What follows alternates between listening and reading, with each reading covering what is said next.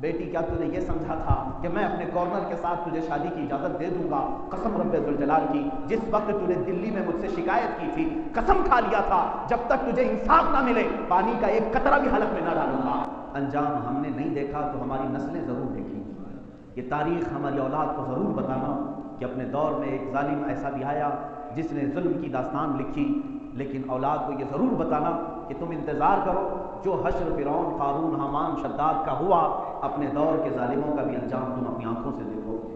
اللہ کی اس سرزمین پر جن لوگوں نے بھی ظلم کیا اس کے متعلق یہ فرمایا ہے حدیث پاک میں، جیسے صحرا میں آپ آواز لگاتے ہیں تو آواز پلٹ کر کے آتی ہے، ظلم اسی طرح سے ہے، جب تم نے کسی پر ظلم کیا تو وہ پلٹ کر تم پر آئے، اس کا انجام دنیا میں تمہیں دکھایا جائے گا۔ میں حضور اکرم صلی اللہ علیہ وسلم کی وہ بشارت سنا رہا ہوں۔ اللہ کے نبی صلی اللہ علیہ وسلم نے فرمایا تھا میری امت کے اوپر ایک ایسا وقت آئے گا کہ ساری قومیں ان پر جھپٹ پڑیں گی جیسے بھوکا برتن پر جھپٹتا ہے، جیسے بڑا برتن کھانے کا رکھا آپ نے اس کو بھی بلایا، اور اس میں حدیث میں لفظ یہ ہے آپس میں ایک دوسرے کو بلائیں گے ان کے اوپر حملہ کرنے کے لیے۔ اللہ کے حبیب صلی اللہ علیہ وسلم فرماتے ہیں کما تداعی الاکلۃ الی قصعتها، جیسے برتن بچھا ہوا ہے دسترخوان، آپ بلا رہے ہیں فلاں آپ بھی آ جاؤ، فلاں آپ بھی آ جاؤ، آپ بھی آ جاؤ، کھانے کے لیے آ جاؤ، اس طرح امت مصطفیٰ پر حملہ کرنے کے لیے دوسری باطل قومیں ایک دوسرے کی مدد لیں گی اور سب کو بلائیں گے، تم بھی جمع ہو جاؤ، تم بھی جمع ہو جاؤ، تم بھی جمع ہو جاؤ۔ آپ کو تاریخ معلوم ہے یہودی اور عیسائی برسوں سے لڑتے رہے، ایک دوسرے کا قتل عام کیا انہوں نے، یہودیوں کا قتل عام کیا عیسائیوں نے، عیسائیوں کو مارا ہے یہودیوں نے۔ یہ 1-2 سال نہیں، تقریباً 1500 سال بلکہ 2000 سال تک یہ چلتا رہا، یہ کھیل چلتا رہا۔ یہ دونوں آپس میں ایک دوسرے کے جانی دشمن تھے، جانی دشمن۔ ہٹلر نے جو یہودیوں کا قتل عام کیا ہے وہ عیسائی تھا، اسی طرح سے ٹائٹس نے، ہیرکل نے، جس کو ہرکیولس کہا جاتا ہے بیت المقدس میں بہت سارے یہودیوں کا خون بہایا گیا اور عیسائی بھی اسی طرح مارے گئے۔ لیکن آج کے زمانے میں چند دہائیوں پہلے ان دونوں نے اتحاد کر لیا، یہودیوں کے بڑوں نے بھی، عیسائیوں کے بڑوں نے بھی۔ جب سلطنت عثمانیہ کو، خلافت عثمانیہ کو ختم کرنا تھا تو یہود بھی آئے، عیسائی بھی آئے، انہوں نے کہا دیکھو تمہارا بھی دشمن ایک ہے، ہمارا بھی دشمن ایک ہے، دشمن کا دشمن دوست ہوتا ہے۔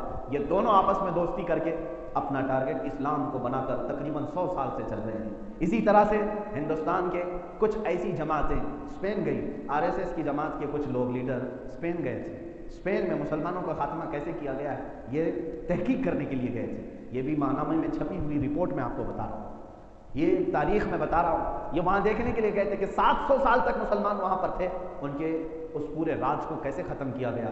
یہ اپنی تحقیق اور ریسرچ کے لیے جب گئے تھے، وہاں کے عیسائیوں نے انہیں جو چیزیں بتائی وہ لے کر کے آئے۔ میں ساری چیزیں ڈیٹیل نہیں بتا رہا ہوں، میں ایک بات بتا رہا ہوں۔ انہوں نے ایک بات اس میں سے یہ بھی کہی تھی کہ ہم نے مسلمانوں کا خاتمہ اسپین سے جو کیا ہے اس کے بہت سارے ٹپس ہیں، بہت سارے طریقے ہیں، اس میں سے ایک یہ ہے کہ ہم نے مسلمانوں کو علماء کرام سے دور کر دیا تھا، علماء سے دور کر دیا تھا اور علماء کی نفرت ان کے دلوں میں ڈال دی تھی۔ اس کے بعد ہوتا یہ تھا کہ وہ اپنے ہی قائد، اپنے ہی عالم کو گالیاں دیتے تھے۔ بعد میں جب ہم نے حملہ کرنا شروع کیا، ان کے علماء چلاتے تھے، بلاتے تھے، مگر ان کی قوم ان کی ایک بھی نہیں سنتی تھی۔ وہ علماء بولتے رہے، ان کو بھی مارا گیا، قوم کو بھی مارا گیا۔ آج اس تھیوری پر یہاں پر بھی عمل کرنے کی یہ باطل قوتیں کوشش کر رہی ہیں، یہ واپس اس تھیوری کو لا کر یہاں پر عملی جامہ پہنانے کی کوشش کر رہے ہیں۔ دیکھتے نہیں آپ ٹی وی پر لا کر کے ڈیبیٹ میں ایسے مولویوں کو بٹھایا جاتا ہے جو زر خرید ہیں، جو صرف چند 100 روپے میں بکنے والے ہیں، وہ اسلام کے نمائندے بن کر کے ڈیبیٹ کر رہے ہوتے ہیں اور سامنے والے ان کو گالیاں دے رہے ہیں۔ اس سے ہوتا کیا ہے، جتنے بھی مسلمان ہیں یہ دیکھ کر کے ان کے دلوں میں اسلام ہلکا ہونے لگتا ہے۔ ہمارا عالم کوئی جواب ہی نہیں دے پا رہا ہے، کچھ جواب ہی نہیں دے پا رہا ہے، کہیں ایسا تو نہیں کہ میرا دین کمزور ہے، میرا دین ہلکا ہے۔ یہ پوری کی پوری ایک سازش چل رہی ہے، پوری کی پوری ایک سازش چل رہی ہے۔ ابھی 5 اگست کو پورے ہندوستان کے مسلمانوں کا کلیجہ منہ کو آیا تھا، اس لیے کہ 500 سال تک جس سرزمین پر اللہ کی صدائیں بلند ہوتی رہی وہ ہماری آنکھوں کے سامنے آج بتکدہ بنا ہے۔ اس چیز کو اگرچہ سپریم کورٹ کے ذریعے سے ان لوگوں نے لا کر کے عدالت کے فیصلے سے کیا ہو، لیکن میرے عزیزوں اس دوران بھی کچھ چیزیں دیکھنے کی یہ تھی کہ اللہ کی پناہ، اللہ کی پناہ۔ میں نے ایک پوسٹر ایسا بھی دیکھا جس میں ایک عالم کی فوٹو ہے، تصویر ہے، بڑی داڑھی ہے، بڑی ٹوپی ہے، جبہ ہے، اور بینر میں انہوں نے شبھ کامناؤں کا ایک پوسٹر لگایا کہ 5 اگست کو وہ اپنی طرف سے شبھ کامنائیں دے رہے ہیں ہندو برادری کو کہ آپ نے جو بنایا ہے یہ خیر کے لیے ہے، اب امن قائم ہوگا، امن قائم۔ ایک عالم جس کی تصویر لگی ہے، یہ بھی سوشل میڈیا میں ہمارے پاس آئی۔ اس طرح کے منافقین موجود ہیں، یہ بنائے گئے ہیں میرے عزیزوں، بنائے گئے۔ میں آپ کو بتا رہا ہوں اس تاریخ کو اسپین میں ان لوگوں نے دیکھ کر کے آ کر اسی کو عمل کرنا شروع کیا ہے. قوم کے کچھ ایسے غداروں کو خریدنا شروع کیا ہے جو حق نہ بولیں بلکہ ان کی بولی بولیں، ان کی بولی بولیں. ایک وقت ایسا آئے گا کہ بھولے بھالے مسلمان پھر اپنے علماء سے دور ہو جائیں اور ان پر اعتبار نہیں کریں گے، اعتماد نہیں کریں گے. پھر ہوگا یہ کہ تم دین سے دور ہو جاؤ گے. جب علماء سے دور ہوں گے تو ظاہر سی بات ہے دین سے آٹومیٹکلی دور ہوں گے. دین آپ کے پاس ہے اگر تو علماء سے. عوام کون ہے جو بخاری شریف پڑھ رہی ہے؟ کون ہے عوام میں جو تفسیر قرآن پڑھ رہے ہیں؟ اکا دکا ہوں گے الا ماشاء اللہ. لیکن اکثر آپ سب کو علم دین اگر پہنچتا ہے تو وہ علماء سے پہنچتا ہے. آپ علماء سے قریب ہیں تو دیندار ہیں، علماء سے دور ہیں تو پھر دین ختم ہو رہا ہے. اس تھیوری پر بھی ہندوستان پر عمل کیا جا رہا ہے. میرے عزیزوں، یہ تمام چیزیں جو آج میں بتا رہا ہوں آپ کو، تاریخ میں جس ظلم کی بات کہی جاتی ہے، میں نے اس سے قبل بھی ایک ڈیبیٹ میں حصہ لیا. کچھ نان مسلم تھے، غیر مسلم تھے، انہوں نے کہا کہ مولانا آپ کہہ رہے ہیں ہم نے ظلم کیا مسجد کو ڈھا کر کے، آپ نے تاریخ نہیں پڑھی. تاریخ میں اصل ظالم تو آپ لوگ تھے جو وہاں پر آ کر مسجد بنائے جہاں مندر تھے. میرے عزیزوں، یہ ایک ایسی چیز ہے جو یعنی اندیکھی بات ہے، ہوا میں تیر چلانا. 500 سال پہلے کی تاریخ کسی کو بھی نہیں معلوم، کسی نے نہیں دیکھی، حتیٰ کہ کھدائی کر کر کر کے کوئی نشانی بھی نہیں ملی. لیکن مسجد تو پوری دنیا نے دیکھی. مسجد کی تصویریں آج تم بھی شیئر کر رہے ہو، اس کے توڑتے ہوئے گنبد آج تم بھی تو دکھا رہے ہو، سب کے پاس معلوم ہے. اب رہی بات بادشاہوں نے اگر ظلم کیا تھا، میں آپ کو بتاؤں 1000 سال پرانی مندریں ہندوستان میں آج بھی باقی ہیں. جب یہاں پر مغل سلطنتیں آئیں، یہاں پر بابر یا اس کے بعد کے اکبر کے زمانے کے، یا پھر یہاں پر تغلق خاندان نے حکومت کی، بلبن خاندان نے حکومت کی، اور بڑے بڑے بادشاہ یہاں پر گزرے. تقریباً یہاں پر بھی 700 سال تک مسلمانوں کی حکومتیں چلتی رہی. مجھے بتاؤ صرف ایک ہی جگہ پر انہوں نے توڑ کر مندر کو مسجد بنایا، باقی ساری مندریں کیوں باقی رکھی؟ ساری مندریں تو ویسی صحیح سلامت ہیں. کیرلا میں جا کر دیکھیں 1000 سال پرانی مندر ہے. کرناٹک میں ہمارے ہمپی وغیرہ یہ بہت پرانی ہے، 1000 سال پرانی تاریخ ہے. بنگال میں، آسام میں، راجستھان میں، جے پور میں ان مندروں کی تاریخ 1300 سال 1200 سال پرانی ہے. ان کو ویسے ہی قائم رکھا گیا. اگر حقیقت میں مسلمان بادشاہوں کا کام یہ تھا کہ ساری مندروں کو ختم کر کے مسجد بنانے کا پلان ہوتا تو پھر ہندوستان میں وہ 700 سال میں ساری چیزیں غائب کر دیتے. ان کا دور تھا سب غائب کرتے. لیکن آج بھی یہ مندریں اسی طرح باقی ہیں. یہ اس بات کی علامت ہے کہ اسلام نے کبھی کسی کے بھی مذہب کی عبادت گاہ پر حملہ کرنے کی اجازت نہیں دی. اللہ کے نبی صلی اللہ تعالیٰ علیہ وسلم نے منع فرمایا. آپ کو معلوم نہیں بیت المقدس جب سیدنا عمر فاروق رضی اللہ تعالیٰ عنہ کے زمانے میں فتح ہوا تو حضرت عمر فاروق رضی اللہ تعالیٰ عنہ تشریف لے گئے پہلی نماز پڑھانے کے لیے بیت المقدس. آپ جب وہاں پہنچے تو آپ کے عدل و انصاف کے چرچے ہر جگہ تھے. وہاں عیسائی موجود تھے. ان عیسائیوں کی وہ کنیسہ، وہ چرچ آج بھی موجود ہے. اتنی پرانی، اس سے بھی پہلے کی، بیت المقدس کے قریب کی وہ چرچ. عیسائی آئے اور انہوں نے کہا مسلمانوں کے امیر سے، امیر المومنین، یہ بیت المقدس تو اب آپ کے قبضے میں، آپ کے اختیار میں، کیونکہ حضرت عمر نے اعلان یہ کیا تھا کہ جس کو بھی اس جگہ پر رہنا ہے وہ امن کے ساتھ رہ سکتا ہے. ہم کسی عیسائی اور یہودی کو اپنے علاقے سے نکلنے کا حکم نہیں کریں گے. جس کو رہنا ہے وہ امن کے ساتھ رہ سکتا ہے. اس سے پہلے کبھی بھی ایسا کوئی امیر اور کوئی حاکم نہیں آیا تھا. یہودی آتے تو عیسائیوں کو قتل کرتے تھے، عیسائی آتے تو یہودیوں کو قتل کرتے. یہ پہلی بار اس طرح کا فرمان جاری ہوا عمر فاروق رضی اللہ تعالیٰ عنہ کی زبان پاک سے کہ جس کو بھی فلسطین میں رہنا ہے وہ امن کے ساتھ رہ سکتا ہے. حتیٰ کہ حضرت عمر فاروق نے اپنی عبادتیں کرنے کی بھی ان کو اجازت دی. تم اپنی عبادتیں کرو، لیکن شرط یہ ہے کہ خلل اندازی نہ کرنا. مسلمان اسلامی عبادات میں خلل اندازی نہ کرنا. اس اعلان کو سن کر کے عیسائی آئے اور کہا امیر المومنین، آپ کے عدل و انصاف کو آج ہم نے آنکھوں سے دیکھا. خواہش یہ ہے ایک نماز آپ ہماری چرچ میں بھی پڑھ لیں. ان کی چرچ، پرانی چرچ، اور لے کر کے گئے. چرچ کو کھولا. برسوں سے جہاں وہ عیسائی عبادت کرتے آئے اس چرچ کے دروازے کو کس کے لیے کھولا؟ امیر المومنین عمر ابن خطاب رضی اللہ تعالیٰ، اور وہ بھی نماز پڑھنے کے لیے. اور سارے عیسائی ایک طرف کھڑے ہیں، ادھر صحابہ اور تابعین حضرت عمر فاروق کے پیچھے پیچھے چل پڑے. حضرت عمر فاروق رضی اللہ تعالیٰ عنہ کا مصلی لایا. آپ چرچ کے قریب پہنچے لیکن اندر گئے بغیر باہر ہی دروازے کے باہر آپ نے مصلی بچھایا اور نماز ادا کی. نماز ادا کرنے کے بعد آپ مڑ کر کے دیکھتے ہیں عیسائیوں کو. مجھے اندازہ ہے کہ شاید تم یہ سوچ رہے ہوگے کہ میری نماز چرچ کے اندر نہیں ہو سکتی. یاد رکھو اللہ نے پوری روئے زمین ہمارے لیے سجدہ گاہ بنایا. ہم جہاں بھی پاک زمین پر سجدہ کریں وہ ہمارا سجدہ قبول کرتا ہے. میں نے اندر صرف اور صرف اس لیے نماز نہیں ادا کی. توجہ چاہتا ہوں میرے عزیز، اسلام کا عدل کیا ہے. اسلام کا انصاف کیا ہے؟ حضرت عمر فرماتے ہیں میں نے صرف اس لیے اندر نماز نہیں پڑھی کہ بعد میں کہیں میرے بعد آنے والے عمر فاروق کا یہ مسلح سمجھ کر تمہاری چرچ کو ختم نہ کر۔ ہوتا یہی، پھر وہاں پر ایک نزاع ہو جاتا، ایک متنازع زمین ہو جاتی، یہ تو امیر المومنین کا مسلح یہاں بچھاتا، نکال دیتے بعد میں آنے والے۔ حضرت عمر فاروق نے کہا میں نے تمہاری عبادت گاہ کو بچایا، تم اپنی عبادت کرو۔ یہ ہے اسلام کا عدل و انصاف۔ عزیزان گرامی وقار، جس اورنگزیب عالمگیر کو یہ آج تاریخ میں توڑ مروڑ کر کے پیش کرتے ہیں، اس اورنگزیب مغل سلطنت کے آخری بادشاہوں میں تھے، عدل و انصاف کا وہ پیکر تھے۔ مشہور تاریخ ہے، آپ کے ایک گورنر نے بنارس میں ظلم شروع کر دیا تھا، وہ جسے چاہتا تھا قریب کرتا، جسے چاہتا تھا مارتا تھا۔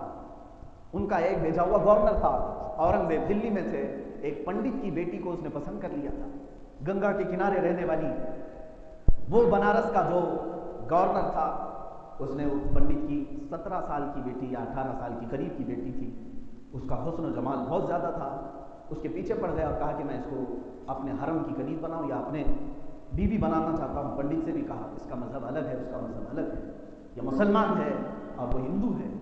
یہ بات چلتی رہی، لیکن دبدبا اس کا تھا، گورنر تا۔ شہر بنارس کی بات کر رہا ہوں، یہ تاریخ آج بھی موجود ہے میرے عزیز۔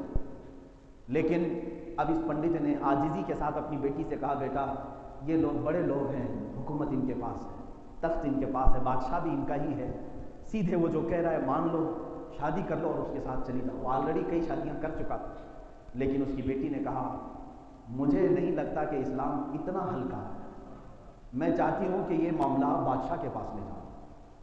ادھر اس پنڈت نے اس گورنر سے کہا کہ ہمیں صرف ایک ہفتے کا وقت دے دو، ہم تیاری کریں گے، شادی کریں گے۔ اور اس کی بیٹی ایک مردانہ لباس پہن کر کے دلی پہنچ گئی۔ دلی اورنگزیب عالمگیر رحمۃ اللہ تعالیٰ علیہ کا تخت خلافت تھا۔ آپ دلی کی جامع مسجد میں جمعہ پڑھا کر نکل رہے تھے، لوگ اپنے اپنے مسافے کے ساتھ اپنی شکایتیں بھی بیان کرتے تھے۔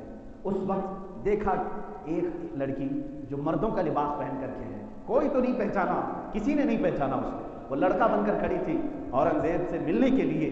سیدنا اورنگزیب رحمۃ اللہ تعالیٰ علیہ کی نظر جیسی ہی پڑی، آپ نے اپنا رومال دیا اور کہا بیٹی اپنا سر چھپا لو، اپنا سر ڈھانک لو، بیٹی اپنا سر ڈھانک لو۔ وہ لڑکی کہتی ہے جیسی بادشاہ کی زبان سے میں نے بیٹی کا لفظ سنا، مجھے انصاف کی امید جاگ گئی۔ اپنے حکومت کے محل میں آپ نے طلب فرمایا، قصر عدالت میں پوچھا کیا معاملہ ہے۔ اس لڑکی نے واقعہ بتایا، بنارس میں آپ کا بھیجا ہوا جو گورنر ہے وہ ظلم کر رہا ہے اور میرے پیچھے پڑا ہے، زبردستی مجھ سے شادی کرنا چاہتا ہے اور میں نہیں چاہتی۔ اورنگزیب نے کہا جا تیرے باپ سے کہہ دے شادی کی تاریخ فکس کر دے، شادی کرنے کی تیاریاں کر دے۔ اس خاتون نے کہا میں انصاف کے لیے آئی ہوں۔ کہا میں کہہ رہا ہوں تیرے باپ سے جا کر کہہ دے 3 دن کے بعد شادی کر دیں، فوراً نکل جاؤ۔ وہ لڑکی روتے روتے واپس بنارس آئی۔ پنڈت نے پوچھا کیا ملا انصاف، کیا میں نہیں کہتا تھا کہ حکومت ان کی ہے، تخت ان کا ہے، طاقت ان کی ہے۔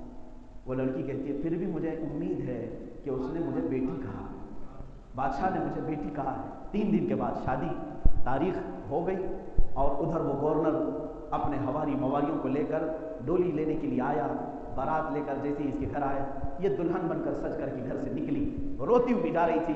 راستے میں وہ پیسے لٹا رہا تھا، راستے میں ایک فقیر آیا اور اس گورنر سے کہا کہ میں تم سے کچھ بات کرنا چاہتا ہوں۔ اس گورنر نے کہا کیا بات ہے، آج ہماری شادی کا دن ہے، عیش کا دن ہے، ہم بات نہیں کرتے۔ اس فقیر نے اپنی گدڑی اتاری تو دیکھا وہ اورنگزیب بیچ راستے میں، اس کو کھینچا اسی ڈولی پر سے، اسی گاڑی پر سے نیچے اتارا اور کہا کہ تو نے یہاں پر میرے حکومت کے عدل کو داغ لگایا ہے، تیری شکایت لے کر کے ایک بچی اگر دلی تک پہنچ سکتی ہے تو تیرا زندہ رہنا کسی کام کے لائق نہیں ہے۔ اس بنارس کی سرزمین پر تو نے ظلم کی تاریخ رقم کی ہے۔ وہیں سے اسے جلاد کے حوالے کیا اور لوگ اسے گرفتار کر کے بادشاہ کے سپاہی لے گئے اور اس دلہن کی ڈولی واپس اپنے گھر آئی۔ اس کی خوشی کی انتہا نہ تھی اور پنڈت بھی دیکھتا رہا۔ اورنگزیب کو اس نے بلایا، یہ میں آپ کو بتا رہا ہوں ہندوستان کی تاریخ، انڈیا کی تاریخ، بھارت کی تاریخ۔ اس پنڈت نے اپنے گھر بلایا، اورنگزیب تشریف لائے، عام لباس میں آئے تھے، جیسے ہی گھر میں آئے تو کہا کہ مجھے ایک مصلی دے دو، میں 2 رکعت نماز پڑھنا چاہتا ہوں، ایک کپڑا پاک کپڑا دے دو۔ انہوں نے ایک پاک کپڑا دیا، آپ نے اسی کے ایک کمرے میں 2 رکعت نماز ادا کی اور نہایت ہی بے تابی کے ساتھ کہا شدت کی پیاس ہے، اگر ایک گلاس پانی پلا دو۔ انہوں نے پانی بھی پلایا۔ اس وقت اورنگزیب رحمۃ اللہ تعالیٰ علیہ نے فرمایا بیٹی کیا تو نے یہ سمجھا تھا کہ میں اپنے گورنر کے ساتھ تجھے شادی کی اجازت دے دوں گا؟ قسم رب ذوالجلال کی، جس وقت تو نے دلی میں مجھ سے شکایت کی تھی، قسم کھا لیا تھا جب تک تجھے انصاف نہ ملے پانی کا ایک قطرہ بھی حلق میں نہ ڈالوں گا۔ 3 دن گزر گئے، میں نے پانی نہیں پیا ہے، پہلا گلاس پانی کا تیرے گھر میں آج میں نے پیا ہے۔ یہ تھا اسلام کا عدل و انصاف جس کو ہندوستان کی تاریخ آج بھی یاد رکھتی ہے۔ اور اس پنڈت نے دیکھ کر کے اس دن یہ عہد کیا کہ میرے گھر اسلامی بادشاہ اورنگزیب نے اگر سجدہ کیا ہے تو اے بنارس والو یاد رکھو میں پجاری ہوں، میں برہمن ہوں، میں پنڈت ہوں، لیکن یہ وعدہ کرتا ہوں کہ جس جگہ اورنگزیب نے سجدہ کیا میں اپنے ہاتھوں سے یہاں مسجد تعمیر کروں گا۔ اور وہ مسجد تعمیر ہوئی، گنگا کے کنارے آج بھی دھرارا نام کی مسجد قائم ہے۔ اس کی تاریخ جا کر پڑھ کے دیکھو، یہ ہندوستان کی تاریخ ہے۔ تم کہتے ہو ہم ظلم کیے ہیں، عزیزان گرامی وقار، ہم نے اپنے سجدوں سے یہاں عدل کو پھیلایا ہے۔ لوگوں کے دلوں نے مسجدیں تعمیر کی ہیں، لوگوں کے دلوں کو جیت کر کے یہ مینارے بلند ہوئے ہیں۔ کسی نے آج تک، میں نہیں مانتا کہ کسی کی گردن پر تلوار رکھ کر کے مسجد بنائی گئی ہو۔ اگر ایسی مسجد کہیں بنی ہے تو اس مسجد میں کہاں کی روحانیت، کہاں کی روحانیت؟ ہم تو مسجدوں میں دلوں کے سکون کے لیے آتے ہیں، دلوں کے قرار کے لیے آتے ہیں، محض کسی کے گھر کو تباہ کر کے۔ آپ کہتے ہو کسی کی جگہ پر قبضہ کر کے مسجد بنانا؟ مسائل شریعہ آج بھی کتابوں میں لکھے ہوئے موجود ہیں۔ حنفی فقہ کی کتابیں اٹھاؤ، شافعی فقہ کی کتابیں اٹھاؤ، حنبلی مالکی فقہ کی کتابیں اٹھاؤ، سب فقہ کی کتابوں میں لکھا ہوا ہے اگر کسی کی زمین موجود ہے اور اس کی زمین کا ایک بالشت بھی مسجد میں آ گیا اور آپ نے تعمیر کی تو اس جگہ پر کسی کا سجدہ نہیں ہوگا۔ یہ اسلام نے رکھا ہے۔ تمہیں معلوم ہے پہلی مسجد میرے آقا صلی اللہ علیہ وسلم نے مسجد نبوی بنائی تو کیا مسجد نبوی جب بنا رہے تھے مدینہ طیبہ میں لوگ اپنی زمینیں لے کر کھڑے تھے۔ صحابہ نے کہا کہ ایک زمین بہت اچھی ہے، میرے آقا صلی اللہ علیہ وسلم کو پسند آئی، پوچھا کس کی ہے؟ کہا یہ 2 لڑکے ہیں ان کی زمین ہے۔ وہ دونوں صحابی تھے۔ حضور صلی اللہ علیہ وسلم سے عرض کیا کہ آقا اگر یہ مسجد کے لیے آپ قبول کرتے ہیں تو ہماری سعادت کی بات ہے، آپ قبول فرمائیں اور اس پر تعمیر کریں۔ اللہ کے نبی صلی اللہ تعالیٰ علیہ وسلم نے فرمایا میں قبول تو کرتا ہوں مگر اس کی اجرت دے کر کے، اس کا معاوضہ دے کر کے۔ اور ان بچوں کو اس زمین کی قیمت ادا کی گئی اور اس قیمت کے ادا کرنے کے بعد مسجد نبوی میرے آقا نے تعمیر کی، جبکہ رسول کریم صلی اللہ علیہ وسلم کے لیے پوری زمین جہاں وہ چاہتے قدم رکھتے مسجد بن جاتی۔ حضور صلی اللہ تعالیٰ علیہ وسلم نے بھی یہ ہمیں تعلیم دیا کہ کسی کی ایک بالشت جگہ پر بھی غیر قانونی تو مسجد نہیں تعمیر کر سکتے۔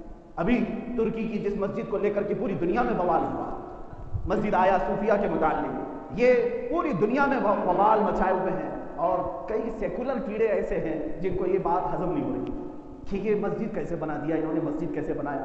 تاریخ پڑھو ظالموں، تم صرف اور صرف انٹرنیٹ کی دنیا کے کیڑے بن کر رہ گئے، تمہیں تاریخ نہیں معلوم۔ یہ در حقیقت سلطان محمد فاتح رحمۃ اللہ تعالیٰ علیہ جو خلافت عثمانیہ کے ایک عظیم سلطان رہے، جنہوں نے قسطنطنیہ کو فتح کیا اور میرے آقا صلی اللہ علیہ وسلم کی حدیث کی بشارت انہیں ملی ہے۔ حضور صلی اللہ علیہ وسلم نے فرمایا جو سب سے پہلے قسطنطنیہ فتح کرے گا وہ جنتی ہوگا۔ سلطان محمد فاتح نے قسطنطنیہ یعنی استنبول فتح کیا۔ اس وقت وہاں پر یہ آیا صوفیہ ایک چرچ تھی جو پرانی چرچ، ظاہر سی بات ہے جب حکومت آئی تو آپ نے ان لوگوں کو بلایا، عیسائیوں کو، پوچھا کیا تم یہاں قائم رہنا چاہتے ہو؟ کہا اب ہمارا یہاں کچھ ہے نہیں، ہم تو اپنے اپنے وطنوں میں جہاں ہمارے لیے خیر ہو ہم جا رہے ہیں۔ سب چھوڑ کر کے جا رہے تھے قسطنطنیہ کو۔ اس وقت یہ مرکزی جگہ تھی تو انہوں نے کہا کہ ایک کام کرو جو تمہاری چرچ تھی یہ میرے ہاتھوں بیچ دو۔ آج بھی چرچ بکتی ہیں امریکہ میں، یورپ میں، کینیڈا میں، انگلینڈ میں، جا کر آپ دیکھیں آج بھی جب چرچ کے مینجمنٹ والے سنبھال نہیں پاتے تو وہ بولی لگاتے ہیں، اعلان کرتے ہیں کہ یہ چرچ بکائی جا رہی ہے، کوئی خریدنا چاہتا ہے تو خرید لے۔ کئی چرچ آج کے زمانے کی بات کر رہا ہوں، آج بھی یہ اور بات ہے کہ ہندوستان میں یہاں پر تشدد زیادہ ہے، باہر ملکوں میں آج بھی وہ اپنی عبادت خانے بیچتے ہیں اگر ان کے اوپر بوجھ ہو جائے، لیکن مسجد ہم بیچ نہیں سکتے۔ وہاں پر عیسائیوں نے سلطان محمد فاتح کے نام پر وہ چرچ کو فروخت کیا، بیچا، اور اس کے جو سیل ڈیڈ ہے وہ آج تک موجود ہے۔